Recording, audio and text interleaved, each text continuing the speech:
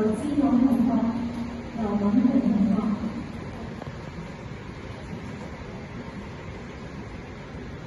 校董會馬麗斯主席，元朗堂處理堂主任盧佩賢牧師，英大江校監，各位來賓、校長、各位老師、各位同學，今日係我哋高班同學嘅畢業典禮，承蒙各位抽空嚟臨，我謹代表每位畢業同學向大家致以衷心嘅感謝。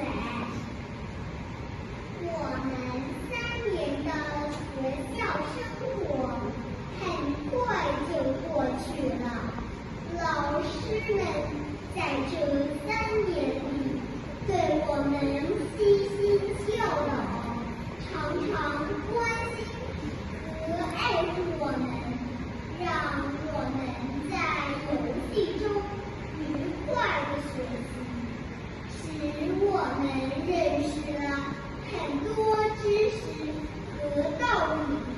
現在我謹代表畢業同學向我們學校的老師們致以謝意。We would like to thank our parents for their love and for helping us complete 3 years of kindergarten. Witnessing a great experience we'll never forget.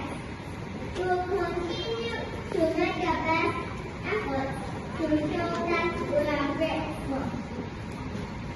學校經常教導我哋要行喺天父嘅道路中，唔好偏離。感謝天父時刻保守，讓我哋能夠感受到佢嘅愛同埋豐富嘅恩典，可以代表全體同學向我哋今日嘅主禮嘉賓同埋學校每位教職員講一聲多謝。最後祝各位身體健康，生活愉快，願上帝賜福俾大家，多謝。